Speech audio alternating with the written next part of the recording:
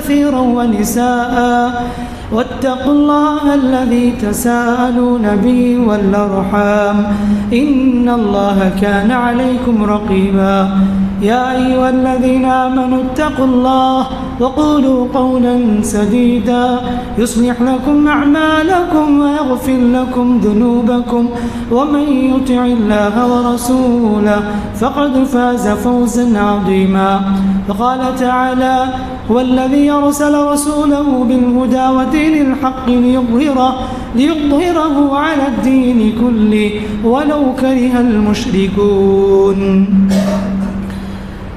تمام تعریفیں، حمد و ثنا، بزرگی، کبریائی، بڑائی، عظمت، عزت و جلال اس خالق و مالک کے لیے لائق و زیبا ہے جو خالق ہے، مالک ہے، ہمارا رزاق ہے، وہی کام بنانے والا ہے، وہی عزت دینے والا ہے، وہی عطا کرنے والا ہے، اس کے خزانے میں کوئی کمی نہیں، وہ کسی کا محتاج نہیں ہے، ہم سب اس کے محتاج ہیں، ہم سب اس کے مخلوق ہیں۔ درود و سلامتی ہو آپ کے ہمارے پیغمبر اسلام، رحمت للعالمین، سید للمرسلین، خاتم النبیین، محمد مصطفیٰ مجتبی صلی اللہ علیہ وسلم پر، جنہوں نے ہمیں اس دنیا میں زندگی میں جینے کا طریقہ سلیقہ سکھایا۔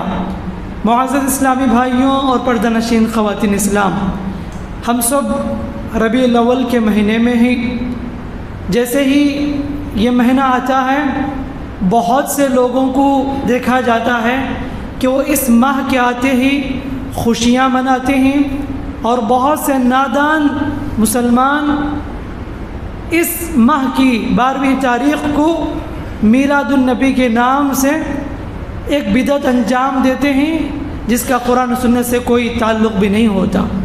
اس موقع پر جہاں بھی پروگرام ہوتے ہیں، جلسے ہوتے ہیں، وہاں آپ دیکھیں گے کہ اللہ کے نبی صلی اللہ علیہ وسلم کی سیرت کے نام سے نبی کے فضائل بیان کیے جاتے ہیں، نبی کریم صلی اللہ علیہ وسلم کے معجزات کا تذکرہ ہوتا ہے، اور وہ بھی ضعیف اور موضوع من گھڑت اناتھنٹک روایت کو رکھ کر نبی کے بارے میں غلو کر کے پیش کیا جاتا ہے، اور مجلسیں بھی جمتی ہیں۔ اس ربیع الاول کے مہینے میں نعتیں پڑھی جاتی ہیں نبی کے شان میں، وہ بھی بدعت و خرافات سے بھری ہوئی نعتیں ہوتی ہیں۔ لیکن سوال یہ ہے کہ اصل ٹاپک، اصل موضوع یہ ہے کہ اللہ کے نبی صلی اللہ علیہ وسلم اس دنیا میں کیوں آئے، یہ کوئی نہیں بتاتا۔ نبی کے اس دنیا میں آنے کا مقصد کیا ہے، بعثت نبی کا مقصد کیا ہے، یہ اصل ٹاپک ہے۔ بہت سے لوگ اس سے ناآشنا ہیں اور اسے بیان بھی نہیں کرتے۔ ایک امتی ہونے کے لحاظ سے مجھے بھی اور آپ کو بھی، تمام نبی کریم صلی اللہ علیہ وسلم کی امت کو جاننا چاہیے کہ اللہ تعالیٰ نے محمد صلی اللہ علیہ وسلم کو دنیا میں کیوں بھیجا، نبی کے آنے کا مقصد کیا تھا، کیا ایم لے کر نبی صلی اللہ علیہ وسلم اس دنیا میں آئے۔ اصل میں اس چیز کو ہم نے بھلا دیا، وہ مقصد چھوڑ دیے، بھول گئے، تو یہی وجہ ہے کہ طرح طرح کے بدعت و خرافات انجام دے رہے ہیں۔ جس کام کو کرنے کا حکم دیا گیا وہ نہیں کرتے، جس کو نہیں کرنا چاہیے اسے شرط کے ساتھ، ضد کے ساتھ انجام دیتی امت، اور نبی کا نام لگا کر، لیبل لگا کر یہ بدعت انجام دیا کرتی ہے۔ حالانکہ سمجھنا چاہیے کہ نبی کریم صلی اللہ علیہ وسلم کو اللہ تعالیٰ نے اس دنیا میں کیوں بھیجا، یہ معلوم کرنا ہے۔ بہت سے اسباب ہو سکتے ہیں، بہت سے مقاصد ہو سکتے ہیں، میں آپ کے سامنے صرف 4 باتیں ذکر کروں گا کہ اللہ تعالیٰ نے نبی کریم صلی اللہ علیہ وسلم کو اس دنیا میں کیوں بھیجا۔ سب سے پہلا مقصد نبی کریم صلی اللہ علیہ وسلم کو بھیجنے کا، اللہ کے نبی صلی اللہ علیہ وسلم کو اللہ نے حکم دیا ہے، محمد عقیدہ توحید کو لے کر جاؤ دنیا میں، اور دنیا کے لوگوں کو بتاؤ خالق کون ہے، مالک کون ہے، تمہارا پروردگار کون ہے۔ یہ انٹروڈیوس کرانے کے لیے اللہ کے نبی صلی اللہ علیہ وسلم آئے۔ گمراہی میں پڑے ہوئے انسانوں کو ہدایت کی طرف لے جانے کے لیے، تاریکی میں ڈوبے ہوئے انسانیت کو روشنی کی طرف لے جانے کے لیے اس دنیا میں ہمارے نبی صلی اللہ علیہ وسلم آئے۔ جہاں پر اللہ کے نبی صلی اللہ علیہ وسلم کے آنے سے پہلے جہاں بتوں کے سامنے سجدہ کیے جاتے تھے، بتوں کے سامنے سر جھکائے جاتے تھے، مزاروں میں، درگاہوں میں، قبروں کے سامنے اپنا سر جھکاتے تھے، اللہ کے نبی صلی اللہ علیہ وسلم نے امت کو بتایا اے لوگوں تمہارا سر جھکنا ہے تو خالق کے لیے جھکنا ہے۔ اللہ نے تمہیں سر عطا کیا خالق کے سامنے جھکانے کے لیے، یہ سر جھکے گا، یہ پیشانی جھکے گی کو رب العالمین کے لیے جھکے گی، خالق و مالک مدبر قہار کے سامنے جھکے گی، کسی کے سامنے نہیں جھکے گی۔ اسی لیے پہلا میسج یہ تھا عربوں کے سامنے، یا ایھا الناس یا ایھا الناس قولوا لا الہ الا اللہ تفلحوا، اے لوگوں لا الہ الا اللہ کہو، اللہ کے سوا کوئی حقیقی معبود نہیں، اللہ ہی حقیقی معبود ہے اور اس پر ایمان لاؤ، تملک العرب والعجم، یہ کلمہ کو تم بلیو کرو، گارنٹی دیتا ہوں کہ تم عرب کے بھی عجم کے بھی مالک ہو جاؤ گے، دنیا بھی بن جائے گی، تمہاری آخرت بھی بن جائے گی۔ یہ کلمہ توحید لا الہ الا اللہ، اس میسیج کو پہنچانے کے لیے اللہ کے نبی صلی اللہ علیہ وسلم آئے اور اس سلسلے میں بہت سے خواہشات دلائے گئے اور کمپرومائز کی تعلیم، کمپرومائز لے کر آئے تھے مشرکین۔ اے محمد ایک کام کرتے ہیں، تم 1 سال ہمارے خدا کی عبادت کرو، ہم 1 سال تمہارے رب کی عبادت کریں گے اور ہم تمہارے کچھ باتوں کو برداشت کر لیتے ہیں، تم ہمارے کچھ باتوں کو برداشت کر لو، ہم آپس میں سمجھوتا کر لیں گے، اگریمنٹ کر لیں گے۔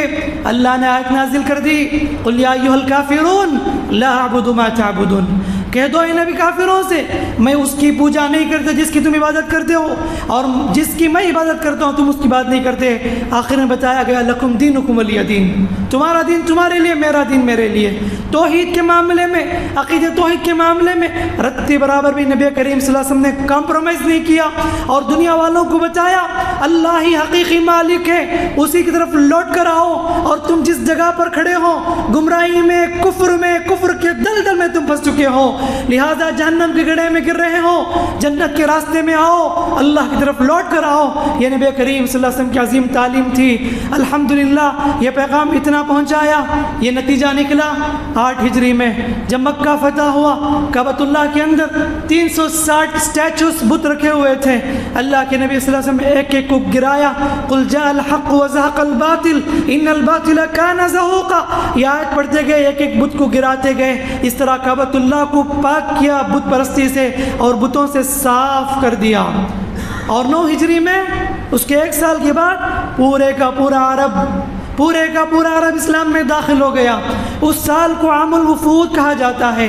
اذا جاء نصر اللہ والفتح ورأيت الناس يدخلون في دین اللہ افواجا، اللہ نے بھی خوشخبری بتائی جب اللہ کی مدد آئے گی اور کامیابی ملے گی، مکہ فتح ہو جائے گا، تم دیکھو گے لوگ اسلام میں داخل ہوں گے، فوج در فوج، جوق در جوق، گروپ کی شکل میں داخل ہوں گے۔ یہ 9 ہجری میں اللہ کے رسول نے اپنی آنکھوں کے سامنے دیکھا، پورے کا پورا عرب اسلام میں داخل ہو گیا۔ اصل میسج اللہ کے نبی صلی اللہ علیہ وسلم کا تھا، عقیدہ توحید کا تھا، وہ میسج کو ہمیں کبھی بھولنا نہیں چاہیے، مرتے دم تک ایک عقیدہ توحید کو نہیں چھوڑنا چاہیے، اس لیے کہ نبی نے اسی مقصد کے لیے دنیا میں بھیجے گئے اور اس پیغام کو امت تک پہنچایا۔ الحمدللہ آج ہم اپنے گھر میں، اپنے خاندان میں، اپنے مسلم معاشرے میں عقیدہ توحید کے ساتھ عزت کی زندگی گزارتے ہیں۔ وہ نبی کریم صلی اللہ علیہ وسلم کا پیغام تھا جو مکے کی گلیوں میں نبی صلی اللہ علیہ وسلم نے ایک ایک کو اعلان کر کے بتایا تھا، اے چچا اسلام قبول کرو، اے میری پھوپھی صفیہ اسلام قبول کرو، اے قریش کے لوگوں کلمہ توحید پر آ جاؤ۔ ایک ایک نام لے کر اللہ کے رسول نے بتایا، وہ روشنی وہاں سے نکلی تھی، یہاں تک پہنچی، پوری دنیا میں پہنچ گئی عقیدہ توحید کی روشنی۔ اسی لیے میرے بھائیوں، اگر آپ کو بھی مجھے بھی عقیدہ توحید کی نعمت ملی ہے، اس کی حفاظت کرو، اس لیے کہ آج کے دور میں، آج کے معاشرے میں عقیدہ توحید کا بھی سودا کر دیا جاتا ہے۔ آج لوگ اللہ حفاظت کرنا مزاروں کا رخ کرتے ہیں، درگاہوں کا رخ کرتے ہیں، خالق و مالک کے سامنے سر جھکانے کے بجائے مزاروں کے سامنے، درگاہوں کے پاس، باباؤں کے پاس، عاملوں کے پاس جا کر اپنا ایمان بیچ دیتے ہیں۔ ایسے لوگوں سے ہوشیار رہیے جو آپ کے ایمان کو لوٹنے والے ہیں۔ اپنے آنے والی نسل کے عقیدے کی حفاظت کیجیے، اپنے بچوں کو نصیحت کیجیے، جب تک رہے دنیا میں سانس باقی رہے جسم میں عقیدہ توحید پر باقی رہیں، اور اس سلسلے میں کسی قسم کی کمپرومائز نہیں ہوگی، کوئی سمجھوتا نہ ہوگی، رتی برابر بھی چھوڑ کر نہ دیں گے۔ اللہ کے رسول صلی اللہ علیہ وسلم نے کہا تھا یا معاذ لا تشرک باللہ ان قتلت و فرقت، اے معاذ کبھی زندگی میں شرک نہ کرنا، اگرچہ کہ تجھے ٹکڑے ٹکڑے کر دے، اگرچہ کہ تیری جان چلی جائے۔ یہ میری اور آپ کی زندگی کا مقصد ہونا چاہیے۔ ان صلاتی و نسکی و محیای و مماتی للہ رب العالمین، بے شک میرا جینا مرنا، میری نماز، میری قربانی سب کچھ اس اللہ کے لیے ہے جو سارے جہانوں کا پروردگار ہے۔ تو میرے بھائیوں بتانا یہ ہے، نبی کریم صلی اللہ علیہ وسلم آئے تھے عقیدہ توحید کو پیش کرنے کے لیے، امت کو گمراہی سے نکالنے کے لیے۔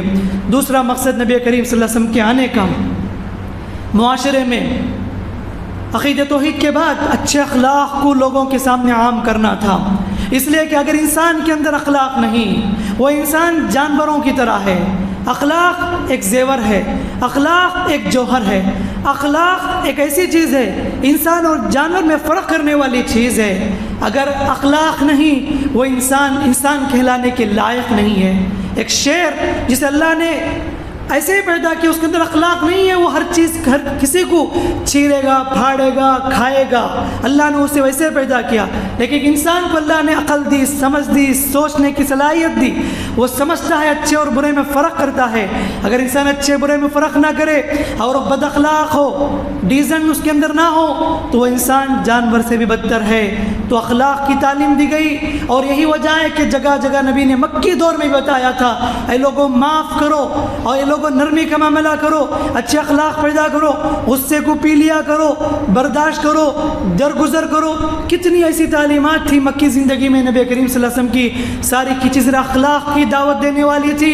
اسی لیے اللہ نے بھی سرٹیفکیٹ دی نبی کریم صلی اللہ علیہ وسلم کے بارے میں، وَإِنَّكَ لَعَلَىٰ خُلُقٍ عَظِيمٍ، اے محمد آپ اخلاق کے سب سے ہائیسٹ مرتبے پر ہیں، اعلیٰ اسٹیج پر ہیں آپ۔ یہ مشرکین جو آپ کو تانا دیتے ہیں آپ مجنون ہو، آپ جادوگر ہو، آپ فلاں ہو فلاں ہو، آپ کیئر نہ کریں، آپ اخلاق کے بلند مرتبے پر فائز ہیں۔ نبی کریم صلی اللہ علیہ وسلم کی ایک عظیم تعلیم میرے اور آپ کے لیے ہے، اخلاق کو پیدا کرنا ہے۔ اس لیے کہ آج ہم دیکھتے ہیں جس نبی کی امتی ہم اپنے آپ کو کہتے ہیں، اللہ حفاظت کرنا، امتی کہلانے کے لائق نہیں جس کے اندر اخلاق نہیں ہے۔ ہماری بد اخلاقی کی وجہ سے اسلام بدنام ہو رہا ہے، ہماری بد اخلاقی کی وجہ سے نبی کریم صلی اللہ علیہ وسلم کا نام ڈیمیج ہو رہا ہے۔ اللہ کے واسطے ایسی حرکت نہ کریں جو نبی کریم صلی اللہ علیہ وسلم کے شان میں کمی آئے، ایسے کام نہ کریں جو اسلام کے بارے میں لوگ تانا دینے لگے۔ آج سوشل میڈیا میں جتنے بھی ویڈیو اپلوڈ کیے جاتے ہیں، ہمارے مسلم لوگوں کے بد اخلاقی کے کتنے ایسے ویڈیوز ہیں، کتنے ایسی چیزیں ہیں جو شیئر کیے جاتے ہیں، یہ ساری چیزیں اسلام کو بدنام کرنے والی ہیں۔ نبی کریم صلی اللہ علیہ وسلم کے بارے میں لوگ انگلیاں اٹھانے والے ہیں۔ آج افسوس ہوتا ہے کہ چھوٹا بچہ 5 سال کا اتنی گندی گندی گالیاں بکتا ہے، ایک ایسی بد اخلاقی ہے، ایک ایسے ہم لوگ اخلاق سے دور ہو چکے ہیں۔ آج ضروری ہے کہ اخلاق پیدا کریں، اخلاق سے جڑیں۔ یہ نبی کریم صلی اللہ علیہ وسلم کی خاص تعلیم ہے، اسی لیے نبی نے کہا کہ تمہیں بہتر وہ ہیں جو اخلاق میں اچھے ہیں۔ جو بد اخلاق انسان ہے وہ اخلاق والا نہیں ہے، تو انسان اللہ کے نزدیک اچھا انسان نہیں ہے، برا انسان ہے وہ۔ تو دوسرا مقصد اللہ کے نبی صلی اللہ علیہ وسلم کے اس دنیا میں آنے کا اچھے اخلاق لوگوں کے سامنے پیش کرنا تھا۔ اور تیسرا ہم مقصد نبی کریم صلی اللہ علیہ وسلم کا اس دنیا میں آنے کا عدل و انصاف قائم کرنا، ظلم کے سارے دروازے کو بند کرنا، لوگوں کے سامنے انصاف پیش کرنا۔ اور ظلم ہے اگرچہ کہ چھوٹا ہو یا بڑا ہو، خالق کے ساتھ ظلم ہو یا مخلوق کے ساتھ ظلم ہو، ظلم ہے، اور ظالم کی طرفداری کرنا بھی ظلم ہے۔ وَلَا تَرْكَنُوا إِلَى الَّذِينَ ظَلَمُوا فَتَمَسَّكُمُ النَّارُ، اللہ نے کہا اے لوگوں تم ظالموں کی طرفداری کر کے اپنے آپ کو جہنم کے حوالے نہ کر لو، کہ ظالم کے خلاف آواز اٹھانے کا حکم دیا گیا۔ اللہ کے رسول کی خاص تعلیم تھی، انصاف قائم کریں، ظلم کا خاتمہ کریں۔ الظلم ظلمات یوم القیامہ، ظلم قیامت اندھیرا ہوگا۔ اور انصاف کے معاملے میں کسی کو نہ دیکھو، نہ رشتہ داری کو دیکھو، نہ دوست کو دیکھو، انصاف ہے۔ نبی کریم صلی اللہ علیہ وسلم کے زمانے میں فاطمہ نامی عورت نے چوری کر لی تھی، نبی کے پاس یہ معاملہ آیا تھا، اللہ کے رسول بڑے گھر کی لڑکی ہے، چھوڑ دیا جائے۔ اللہ کے رسول غصہ ہوئے، اعلان کیا واللہ لو سرقت فاطمہ بنت محمد، اللہ کی قسم اے لوگوں سنو، اگر محمد کی بیٹی فاطمہ بھی چوری کرتی اس کے ہاتھ بھی کاٹے جاتے۔ اس کے ہاتھ بھی کاٹ دیں گے. یہ اعلان کیا نبی صلی اللہ علیہ وسلم نے. یہ انصاف تھا نبی کریم صلی اللہ علیہ وسلم کا. انصاف کے معاملے میں کسی کو نہ دیکھو بلکہ انصاف کرو اور ظالموں کا ساتھ نہ دو. یہ نبی کی خاص تعلیم تھی. ابو مسعود رضی اللہ عنہ اپنے غلام کو مار رہے تھے, پیٹ رہے تھے. پیچھے سے آواز آئی, ہوشیار ہے ابو مسعود, ہوشیار. پلٹ کر دیکھا تو نبی کریم صلی اللہ علیہ وسلم کھڑے ہیں. کہا ہے ابو مسعود, جتنا اختیار آج تمہیں اس غلام پر حاصل ہے, اللہ کو اس سے زیادہ اختیار تم پر حاصل ہے. یہ سننا تھا, چھونک گئے, پریشان ہو گئے. کہا اللہ کے رسول, آئندہ سے میں ہرگز نہیں ماروں گا اپنے غلام کو, ہرگز نہیں ماروں گا اپنے غلام کو. اس کے بعد بے قرار ہو گئے کہ نہیں اللہ کے رسول آپ گواہ رہیے, میں اسے آزاد کر دیا اللہ کے واسطے. فوراً کہا نبی صلی اللہ علیہ وسلم نے, اے ابو مسعود اللہ کی قسم اگر تم اسے آزاد نہ کرتے جہنم کی آگ تجھے چھو لیتی. یہ جملہ ہر اونر کو اپنے دکان میں لکھ کر رکھنا چاہیے جو اپنے ماتحتوں پر ظلم کرتے ہیں, ظلم ڈھاتے ہیں. کہا نبی صلی اللہ علیہ وسلم نے جتنا آج تمہیں اختیار ہے ان غلاموں پر, اللہ کو اسے زیادہ اختیار تم پر ہے. یہ جملہ نبی کریم صلی اللہ علیہ وسلم نے کہا تھا تو کام گئے. تو نبی کریم صلی اللہ علیہ وسلم نے صحابہ کو بھی انصاف قائم کرنے کا حکم دیا. ظلم کے خلاف آواز اٹھائی تھی. عورتوں کی کوئی حیثیت نہیں تھی اس مکی زندگی میں, عرب کے اس معاشرے میں. نبی نے عورتوں کا مقام بتایا. لونڈی غلاموں کے ساتھ ظلم ہوتا تھا. نبی کریم صلی اللہ علیہ وسلم اسلام آنے کے بعد لونڈیوں کے حقوق بتائے, ان کی عزت اور مقام کو بتایا. جو گمنام تھے ان کو عزت دیا نبی صلی اللہ علیہ وسلم نے. جو لوگوں کی نگاہ میں حقیر سمجھے جاتے تھے ان کے ساتھ بیٹھتے تھے, اٹھتے تھے, انہیں ملا لیتے تھے. یہ نبی کے اخلاق تھے, نبی کا انصاف تھا. تو تیسرا ہم مقصد نبی صلی اللہ علیہ وسلم کا یہ تھا کہ لوگوں کے درمیان انصاف قائم کرے اور ظلم کے خلاف آواز اٹھائے. اور چوتھا مقصد نبی کریم صلی اللہ علیہ وسلم کے اس دنیا میں آنے کا لوگوں کو آخرت کی یاد دلانا. قرآن مجید آپ پڑھ کر دیکھو, جگہ جگہ پر آخرت کی یاد دلائی گئی. اللہ کے نبی صلی اللہ علیہ وسلم نے لوگوں کو جگہ جگہ بتایا, اے لوگوں یہ جو تم مرتے ہو یہ زندگی ایسے ختم نہیں ہوتی. موت زندگی کی خاتمے کا نام نہیں, موت زندگی کی شروعات کا نام ہے. تم مر کر اس دنیا سے جاؤ گے تو اس دنیا میں خبر کا مرحلہ تمہیں طے کرنا ہے, سوال و جواب دینا ہے, حشر میں اٹھنا ہے اور اللہ کے سامنے کھڑے ہو کر تمہیں جواب دینا ہے. جو تم نے دنیا میں کیا, جو کچھ کرتوتیں کی, اچھے اعمال کے ثواب تمہیں ملے گا, برے اعمال کا تمہیں بدلہ ملے گا. اے لوگوں اس دنیا میں رہ کر آخرت کو کماؤ, اس دنیا میں رہ کر اس جنت کو پالو جو جس جنت سے ہمارے والدین آدم اور حوا نکالے گئے. اس جنت کو پانے کی خاص تعلیم نبی کریم صلی اللہ علیہ وسلم امت کے سامنے پیش کیا. قرآن نے بھی کہا اے لوگوں اپنے رب سے ڈرو, اس لیے کہ اللہ کا وعدہ سچا وعدہ ہے. اس لیے کہ ایسا دن آنے والا ہے نہ باپ بچے کا کام آ سکتا, ولا مولود عن والدہ شیئا, نہ ہی بچہ اپنے باپ کا کام آ سکتا. ان وعد اللہ حق, اللہ کا وعدہ سچا وعدہ ہے. فلا تغرنکم الحیات الدنیا, دنیا کی زندگی میں تو دھوکے میں نہ ڈالے. میرے بھائیوں, میں اور آپ اپنی زندگی میں سوچ کر دیکھیں ہم کیا کر رہے ہیں, ہمیں کیا کرنا چاہیے, میری زندگی میں آنے کا مقصد کیا ہے.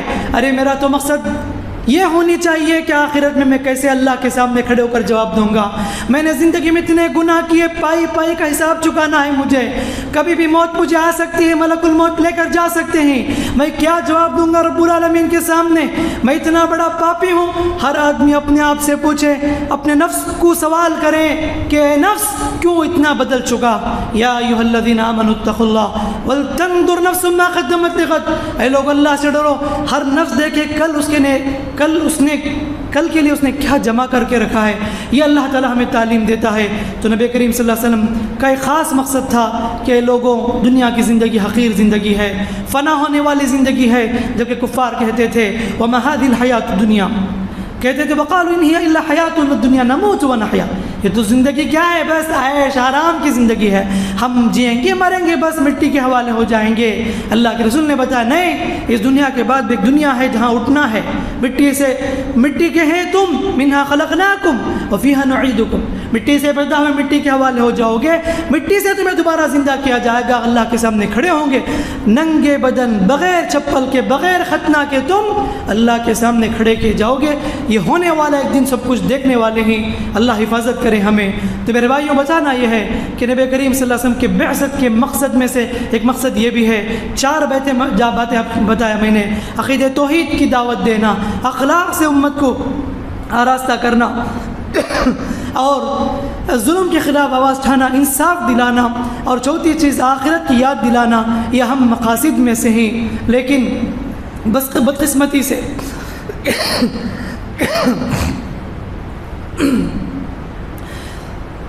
امت نے اسے فراموش کر دیا، جو کام کرنے چاہیے تھے اسے فراموش کر کے ایسے بیکار کے کام انجام دے رہے ہیں۔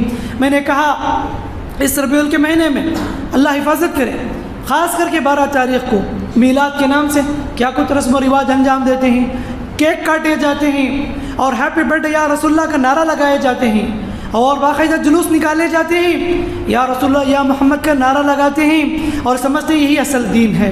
حالانکہ اتباع اصل چیز ہے، نبی کو فالو کرنے میں ہے، نبی کی بات ماننے میں ہے۔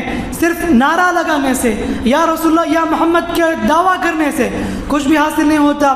ایسے بدعتی، خرافی، ملعون قسم کے لوگ جن سے دین کا کوئی تعلق نہیں ہوتا، ایسے سارے لوگ 12 ربیع کے جمع ہو جاتے ہیں۔ حالانکہ تاریخ گواہ ہے وہ 12 ربیع کیا گزرا تھا نبی کے اوپر، کتنا کٹھن دن تھا، وفات کا دن تھا، لیکن دشمنوں نے سازش کر کے اسی کو پیدائش کا دن بنا دیا۔ 12 ربیع جو وفات کا دن، اتنا تڑپ گئے نبی صلی اللہ علیہ وسلم، سکرات میں تھے، کہنے لگے واللہ یا عائشہ ان للموت لسکرات، اللہ کی قسم عائشہ یہ موت کی سختیاں بڑی کٹھن ہیں۔ کہنے لگے میرے بازو پلیٹ میں پانی رکھ دو، نبی اپنا ہاتھ ڈالتے گئے، اپنے چہرے پر ملتے گئے، لا الہ الا اللہ، یہی نبی کے کلمات تھے، اور موت سے پہلے امت کو نصیحت کر کے گئے، الصلاۃ الصلاۃ وما ملکت یمینک وما ملکت ایمانک، نماز قائم کرو، نماز قائم کرو، اور اپنے کمزوروں کے ساتھ حسن سلوک کرو، اپنے ماتحتوں کے ساتھ اچھا سلوک کرو۔ یہ نبی کی خاص تعلیم تھی۔